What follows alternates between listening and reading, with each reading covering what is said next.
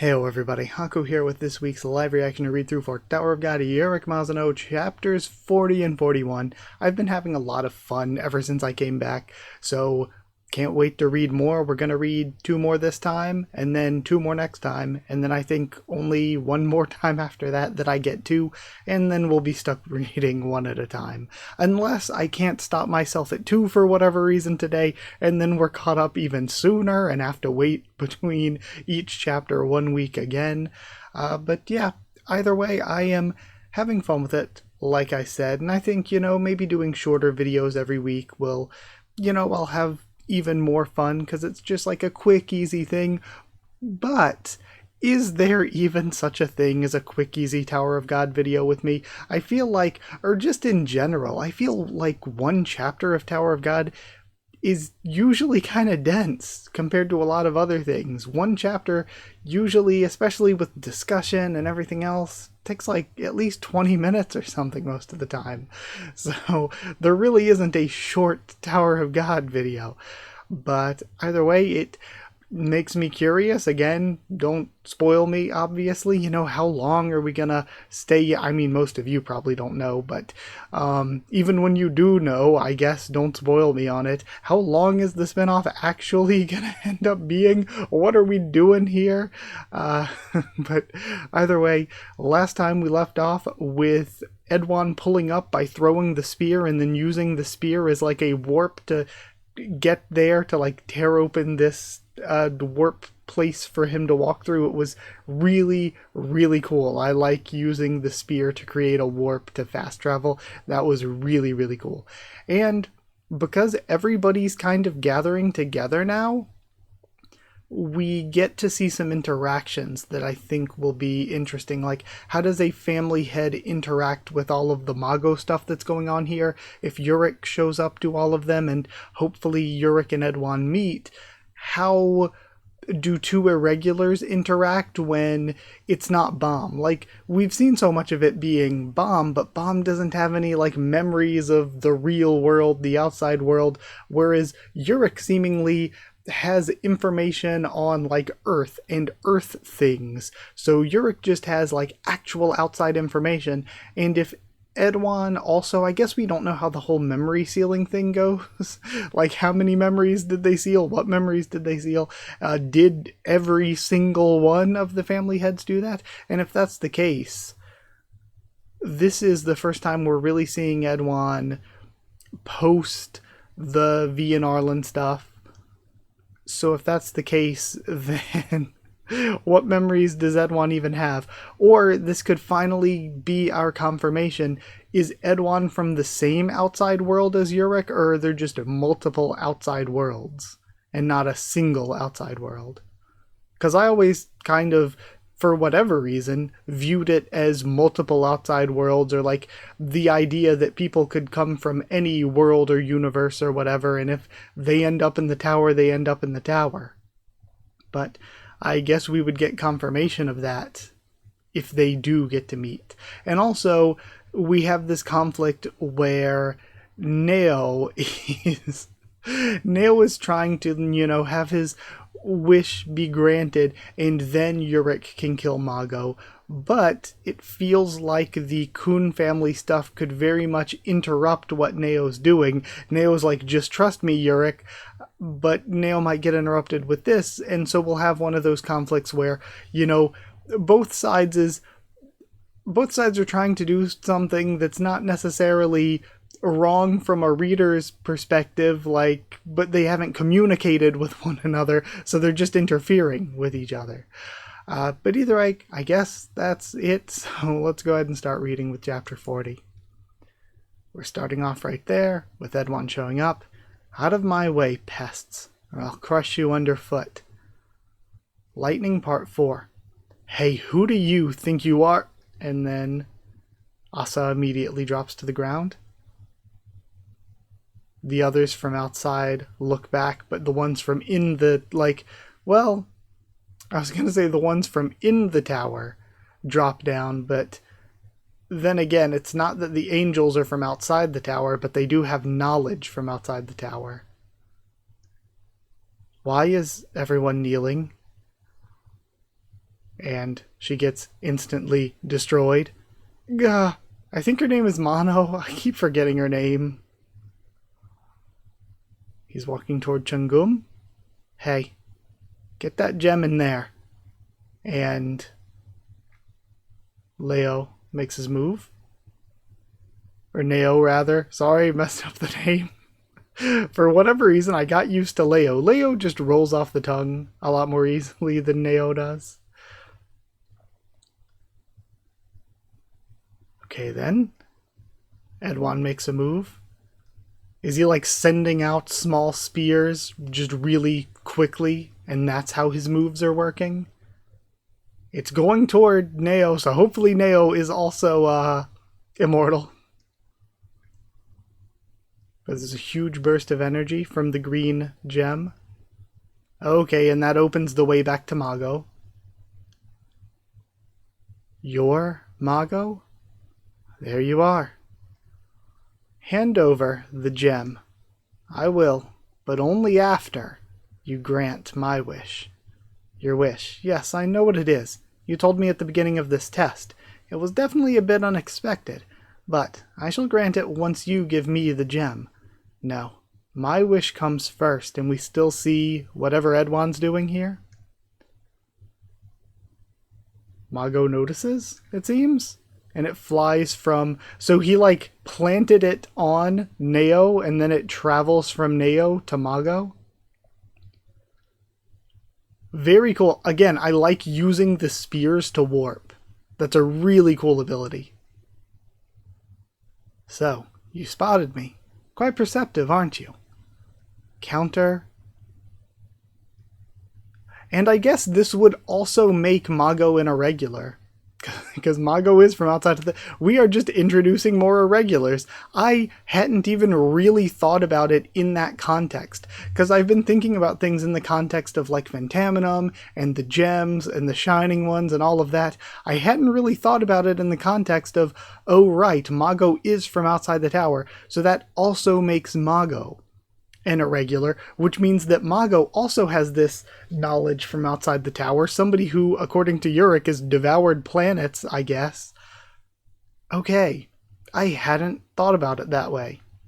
So this is irregular versus irregular right now. And the weapon pierces through her. It seems like she takes actual damage. What was that? Counter Hope. Didn't work on him. Alright, Counter Hope worked on Urek earlier though, didn't it? Or maybe I'm wrong. Maybe it didn't actually work on Urek. I thought it did though. So it's not just that it doesn't work on irregulars, but it doesn't work on Eduan. Lady Mago. Or maybe it's not that it doesn't work on Eduan, it's that it does work on Urek. That one is dangerous. He's nothing like the others. And we just have an eruption of Shinsu. Lady Mago. She's being zapped. Interesting. You're still alive, even though my first attack should have pierced your heart. But perhaps that's for the best. So Eduan would have just, killed her, no questions asked. Like not wondering what's up with Mago being here. Just immediate death. This way, I can find out what you are. I got caught off guard. I didn't expect Counter Hope to fail. There's something about him. Something different. The spear design's also very cool, and I love the outfit. I need more time to read him before I can use Counter Hope. Or maybe that's it. Because Mago before did a bunch of things, like prep time, did a bunch of things setting up people's hope and then using Counter Hope, like not just immediately using it. So maybe Mago does actually need prep time, and it didn't work because Mago doesn't know enough about Eduan and what Eduan wants. And maybe, Counter Hope didn't work maybe because he wasn't really trying to kill her with his attack. He was just, if you die, you die, but if you don't die, then I can get more information. So countering his want to kill her wouldn't work because he didn't want to kill her. So maybe again, Mago just needs to know more about Eduan. You, give me the gem. That gem contains Urek's power. It'll allow me to defeat him. Just hand it to me, and I'll grant your wish. You think you can defeat me with that gem? How interesting. Hey, give it to her. And they're all shocked. I want to see if it'll truly make her strong enough to take me down. Okay. Do you swear you'll grant my wish? Yes, just give it to me. I can't do anything if I lose all my powers, can I? Now. And I do think it'll be interesting if Urek loses his Shining One powers, even if it's just a temporary thing, and has to climb the tower. Again, he's still going to be OP as an Irregular, but having to climb and having to handle these threats without his Shining One powers. And maybe that adds more into like the present day Urek and why he can't escape, or what his conflict might still be with Phantaminum. It could be a really interesting plot thing to have him just lose his Shining One powers, but still, be a crazy Irregular using Shinsu and all. He hands it over, and we have an eruption of light. The gems start changing to gold around her and moving in. And it made clothes. She is finally clothed. In exchange for the gem, I shall grant your wish. Okay, and now Aura starts forming around Nail. And he's warped away. There, it's done. I appreciate your patience. I'll repay you by granting you death. And she turns to Eduan as Chungoom is getting out of there. Death indeed. Enough nonsense. Now we fight. And again, he immediately stabs in. But she somehow manages to avoid it this time. So I don't know if now maybe Counter Hope is working a little better. She sends out a red blast. Looks like you're faster now. Yes. And she makes it behind him much faster. He notices, but she's reaching down toward her legs and then kicks up at him. Okay. The choreography, kind of all over the place, but I don't want to say it's a bad thing, because it might just be that she is warping around whenever he gets, like, a read on where she is. Because we know that, like, space and things not leading to where they should lead, or things just going the wrong way, is a part of her ability. He starts laughing. Zahard knew exactly what he was doing sending me here. Okay, so Zahard sent Eduan. So he knows things that are going on. And I guess it's true. The family heads just kind of... I don't know if it's an information network or if they're all just so strong at this point that they feel these disturbances in the tower. Because I mentioned earlier on, I was like, how is this timeline nonsense going on? How is all this angel stuff going on? Especially involving the second floor tests without anybody from Zahard's Empire noticing. Maybe it is that they have noticed, they just haven't made a move now until Urek showed up and until Mago went physical. And that's what's causing Zahard's Empire to finally, do something. Because we know before that they knew pretty early on, if not immediately, when Bomb entered the tower. It's just that they didn't do anything about Bomb entering the tower because they couldn't all agree on it and didn't want to fight between themselves. I can't remember the last time I felt pain like this. This is what I call a real fight. An occasion like this calls for a drink. He forms a cup, a drink in the middle of a fight. And he starts drinking it. I still do not know your name, but some gratitude seems to be in order. The cup vanishes, and he opens the pipe once again. Again, I think that would count as a pipe, unless it's a carrier. In which case, aren't there only like 11 carriers in the entire tower? So if it is one, it would be one of only like 11. I don't remember the exact number, but it's something like that. There's something like only 11, and I think the only two we know about is, I think Adori has one, and Dumas has one. So Adori and Dumas are the only two, like, carrier users we know of. So either this is a carrier, or it's a pipe. Because I'm pretty sure, again, pipe was the term they used for a like device that, you know how you have your weapon inventories and your pocket and like all the different things in Tower of God that people carry around but keep invisible. I think pipe is one of those, but specifically for spears. For reminding me what pain is. Let us drench the ground, and I hope we get to see him using these weapons. Like, not just a spear, but to see him use, like, the huge two-handed polearm mace or the big two-handed axe. It'd be really sick. Let us drench the ground with both of our blood. Sounds like a plan. After that, I'll remind you what mortality feels like. That is exactly what I was hoping for. And he starts bringing out his weapons. And again, I like that we saw it was detached from the actual polearm. It seems like he pulled that. The morning star looking thing, or I guess just big mace thing, but the head of it floats around, and he has this other thing floating, so maybe we're going to see Eduan doing something similar to Marco Asensio's flying fish style, where he has the, like, shaft of the spear that he's going to fight with, while also having the two ends of it flying around independently. Now, come, let us fight to the death. I remember now. I have been thinking at so many scenes, oh crap, chapter's gonna end here, oh crap, chapter's gonna end here. But we still keep going. I remember now how impatient you've always been. And we have this guy. Okay, so he was actually here.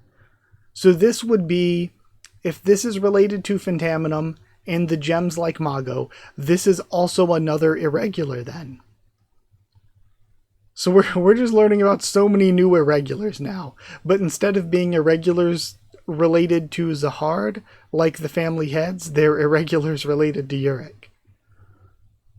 I had a feeling it was you. Should it be O'Brien or Obrion? Hello, Urek. Is it just me? Or have you gotten weaker? Don't be ridiculous. Alright? Maybe that's just, a jab at him not having his Shining One powers right now. So, we either have... Do we make him Irish? Do we make him O'Brien? Is he O'Brien? Or Obrion? I guess I could just look it up between chapters. I'll do that. I'll look up how it's supposed to be pronounced between chapters. But it would just be funny making him O'Brien. Alright, really good chapter. I am pretty excited for this stuff. I think that Eduan was really cool here. We're getting into stuff with like Zahard knowing what was going on and sending him, which could let us see more of like the relationship between Eduan and Zahard, which is really cool. Also, now that I'm thinking about it, I need to look back at something. But, yeah, I need to check back at something earlier this chapter now that I'm thinking about it. But also, now, I think viewing this stuff, how I've been viewing it, like related to the gems and everything, is neat, and it is related to that. But I think tying it more into, like, actual established Tower of God terms, it finally, hitting me that way, where it's like, oh no, we're being introduced to new Irregulars, and these new Irregulars are related to Phantaminum and related to Urek. I think makes the gem stuff a lot more exciting than if it was just the gem stuff. So I think it is good to have Mago and Eduan interacting away from the others, because then it's like, okay, this is establishing Mago as an irregular fighting another irregular. And I think that's really cool, actually, now. So yeah, I thought this was really, really good. I'm going to go look up some name pronunciation stuff between chapters and then make a quick jump cut, and we'll be right back with chapter 41. I did go to double check that it was Neo and not Neo, because I know I've been saying Neo this entire time, but while reading I was kind of like, you know what? I'm not actually confident in that. It could have been Neo this entire time, and I've just been saying the wrong thing the entire time. So I went back to double check that. I also went back to check the thing that I was like, I need to look back in the chapter for was, you know, I usually see Jihad and just read Zahard, or, you know, whatever else, anything else that, you know, I kind of just change because I prefer one thing. But this time I was like, did the translators actually do it differently this time? For some reason I just remembered seeing Zahard, so I was like, I need to double check back that it was actually Jihad. But here, for his name, I figured I would go ahead and remove the filter to like show you and try to discuss this a bit. I think you can see my cursor, but I'm not 100% sure. This first character here, the circle at the top means there is no consonant at the beginning, and the line with the little bit on top is an O. So again, Korean lessons from somebody who doesn't really read a lot of Korean. So that first character is just O. There's no consonant at the beginning, no consonant at the end. It is just O. And then this next one, this symbol at the top is B or P. Again, like there is no real difference. In some words it's more of a B, and some it's more of a P, but that is B or P. And then the just plain line at the bottom is like just, it's often romanized as EU, but it's kind of just silent. So it's kind of just silent, but they need something in the vowel spot, so they kind of have that. And then next, the symbol you see on the left here is like between the R and L, the R sound, and just the straight vertical line like this is E. So whenever you see that in a Korean character, it's E. So it's O, B, Ri so far. And then the next one, you see it's almost identical to the first one. O at the top, like the circle at the top is again just no consonant at the beginning of the character. Then you have the O vowel, same, but the one at the bottom, when that's at the end of a character, whether it's at the bottom or whether it's at the right, again, depending on how the character is written, it's ng. So like just ng to end the character. So we have O, B, Ri, and ong. So Oberyong is his name. So it's interesting that they use ng and not just because there is just an sound that can be at the end. So Oberyong is the Korean here. So yeah, a little bit of a, I guess, Hangul reading lesson. Again, from somebody who knows very, very little. But just wanted to throw that out there. So I will be, as funny as O'Brien is, I will be sticking with Obryon, or Obryon for his name. But just wanted to throw that out there, and now I need to put back on the filter so that we can be allowed to read. Alright, let's go into chapter 41. So starting off, we have, "Now, come and fight me." We have the two of them clashing like we saw at the end of last chapter, or toward the end of last chapter, to the death. Get our title splash, Lightning Part 5. And I think, again, I try not to look and try not to be spoiled or anything, but I think the next two that are already out are Lightning Part 6 and Lightning Part 7. So Lightning is continuing for at least the next two that I'll read next week. So, Lightning Part 5. And he is using, again, I like the way this weapon looks. It's cool, but also he's kind of using Marco Asensio's fighting style. 3 types of weapons, attacking in rotation. Nothing too special. It got bigger. And it's like he can decompress or change the size for that. And he's dragging it around with the haft part to move around the end. using it to conduct the weapon. And we just have blood splatter left behind. But it's all shiny and sparkly, and it's forming back into her, I would assume, as it splats down. And she immediately rushes in, and she is just fighting no weaponry, straight hands. Goes in for a punch.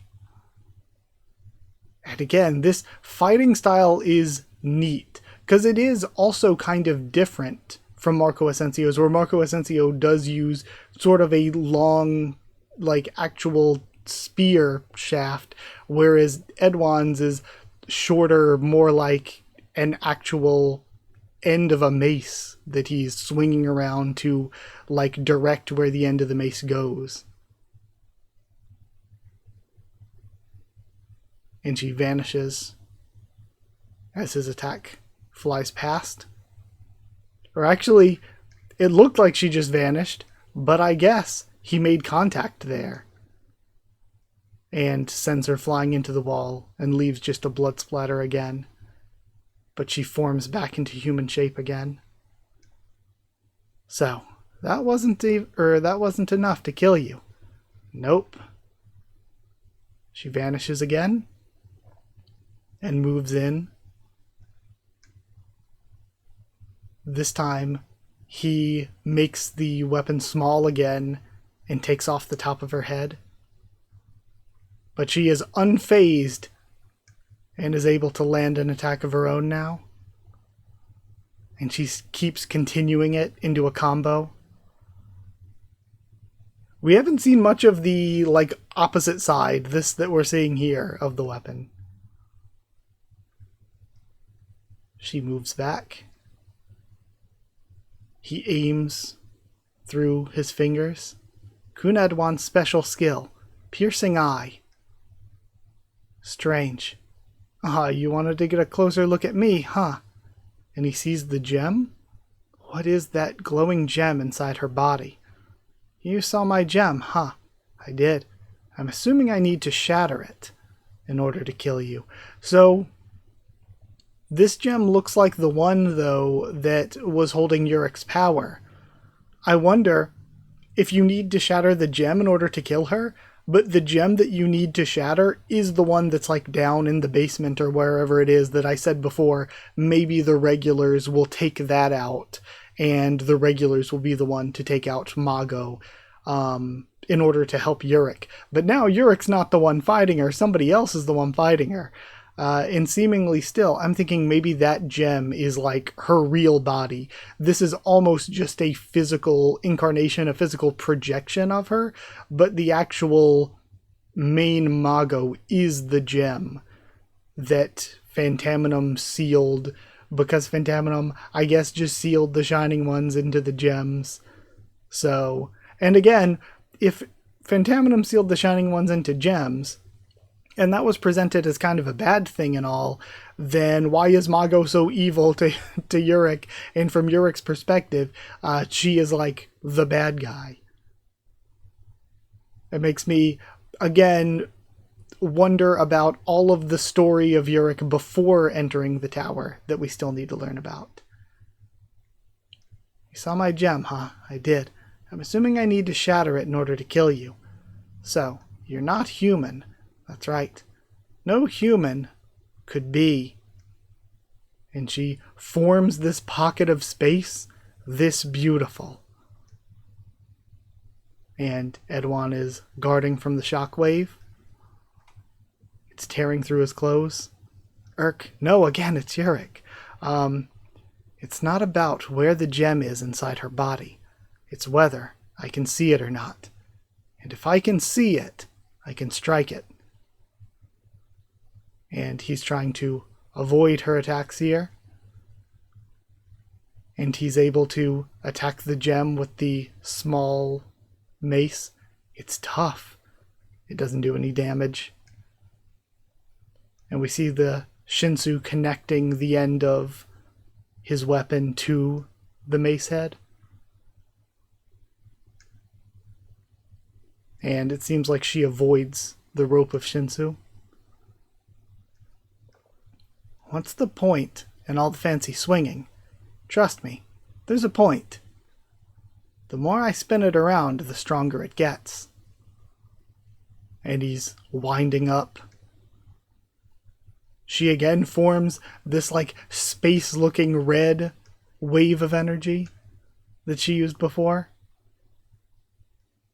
And he sends the attack straight in from the front. I see it. Now I can grab it. We have this hook bit latch onto the gem and strike. And he breaks it. Got it. She falters for a moment. Counter hope. So I wonder if this is countering his hope, or like, does she have enough info to use counter hope now? Or is it that she's not necessarily using it on him, but maybe using it on herself, countering his hope that he's hurt her in order to heal herself? But we see a wham hitting him, so I guess maybe she redirects the damage onto him like she did before. And then she comes in and nails him with a kick. And there's a crack from where the contact is made. It seems like she did actual damage here. Yeah, she's actually messed up his arm. And I wonder, is this like censorship? Because we've seen some pretty messed up arms before in Hour of God.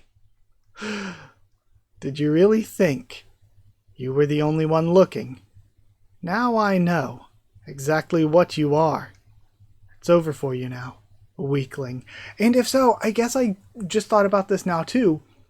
Mago and Urek are from the outside world and are super powerful in the tower, but they were also super powerful in their outside world, which is seemingly our outside world, where as Eduan and the family heads in Zahard, even if they're, like, again, my assumption was like there are different universes, there are different outside worlds that people can get sent from, different realms, and you can end up in the tower.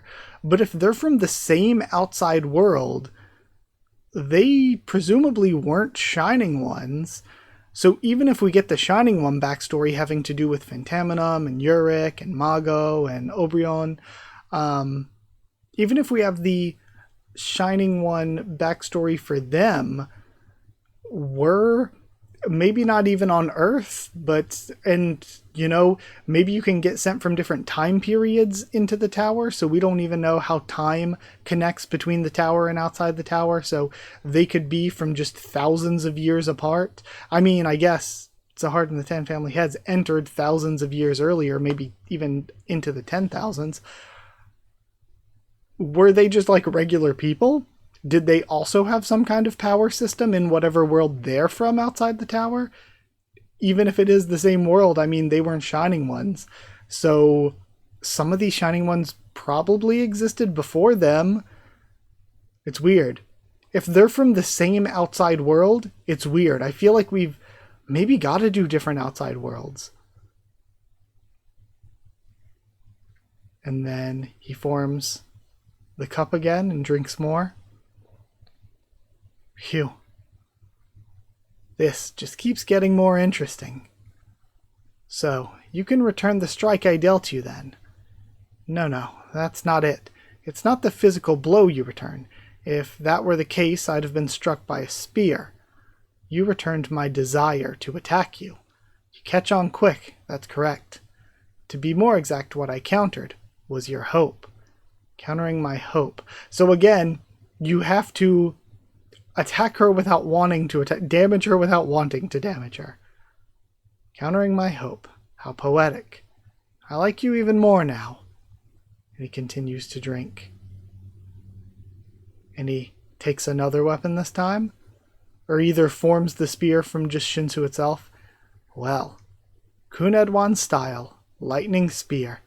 And he forms the blue marlin. Marlin Gigante. Okay, hold on. So I'm wondering then, before we saw the Espada de la Luz here wasn't actually written with Spanish in the Korean. So I want to go check after this if this is written in Spanish this time. If so, then Eduan was using Spanish names already, but Masheni's Sword of Light was still Sword of Light in Korean at this point. That means that, again, either it's a mistake on Siyu's part, or that means that Eduan was using Spanish attack names, but Masheni wasn't using Spanish attack names yet. Okay, I'd love to see how you'll counter this one. This is my fastest lightning spear. Are we really doing this again? I thought you were a smart one. But it looks like I was wrong. Go on, show me just how fast your spear is. Just so you know, your attack will be countered the moment you hope to strike me. So again, he just has to clear his mind. He's just throwing a spear forward. What it hits, it hits. like you just have to be like, I want to hit the wall behind her, and hope that it's so fast that it goes through her, without hoping that it actually hits her. Like, you just have to work around it that way. And she does seem to have taken the hit. The gem seems to be shattered. She's down. What? How? Again, he's like, I just hope to hit the wall behind you. Your first mistake was thinking this spear is physically fast. When the spear strikes, it's even faster than my own will. What? Essentially, I didn't put my will into this strike. Even if I don't will it, the spear moves swiftly and pierces its target. That's nonsense. An attack cannot exist without a will behind it. I feel like it can. You could just fire off a random shot. It sure can. Like I said, this spear is faster than my own will. Very cool. This Mago Eduan fight is actually really cool so far. I liked these two chapters. I want to see more of Urek and Obrion, and I want to see more of the regulars. I'm really invested in their characters. But I thought that the Mago and Eduan stuff was good. Especially, again, now that I am really thinking about it as, okay, we're using this spinoff to talk about more Irregulars who have entered the tower. So now we just have the idea that there are more Irregulars out there. Mago was one, Obrion was one, so that means that even in the main story, there could be more Irregulars out there that are just hiding because they're working with Phantaminum, and they aren't really making a name for themselves inside of the tower. And if that's the case, we could always have that going on and just have it not be a part of the main series. The main series is dealing with Bomb and the family heads and all that, and Urek and Phantaminum can play a part.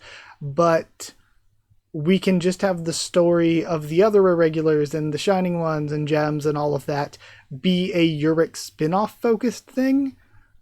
But if that's the case, then it makes me feel like we can't tell all of Urek's story in the spin-off. Like, if we're doing that, it feels like the spin-off can't be all of Urek's story. And unless we plan to continue Urek's story as like a main character in the main series, which I kind of don't feel like we should do. We should keep it about, Bomb and his allies. And of course, Urek can play a role, but I don't think the Urek Phantaminum stuff necessarily needs to play out in the main series.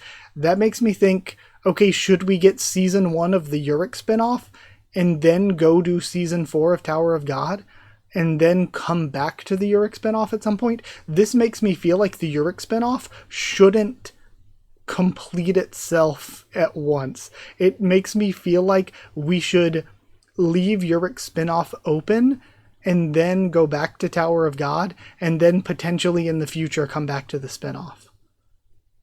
But we'll probably die of old age before any of us get there. Just being for real. Either way, that was this week's set of 2 chapters. I had fun with it. I thought they were good. I liked them. Was there anything else I wanted to check? Oh yeah, really quick before I end. I will go check out that attack name because it's interesting. Remember when I got to it, I went to go check the attack name in Korean because I was like, it's weird that they're just saying Sword of Light without Espada de la Luz.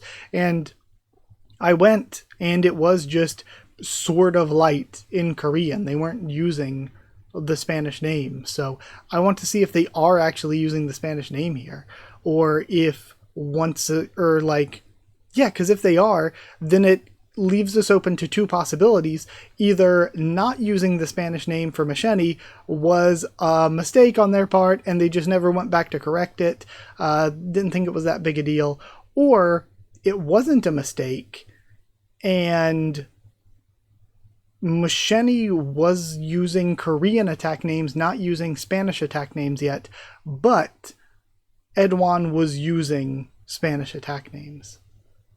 So I am curious. I want to go see now. Okay, confirmed. This is the Korean. In the Korean, they have Korean up here and Marling Gigante. So they are using, or I guess would it be Marlene? Because wouldn't the accent mean that the emphasis is over that vowel or that syllable? Again, I don't really remember how all of Spanish grammar works or anything. But yeah, they're using the Spanish attack name here for Eduan. And I swear they didn't with Macheni, because we looked it up on video, right? I recorded going to look and double check that, didn't I? So if that's the case, then yeah, Spanish name wasn't used for Macheni, but it was used for Eduan.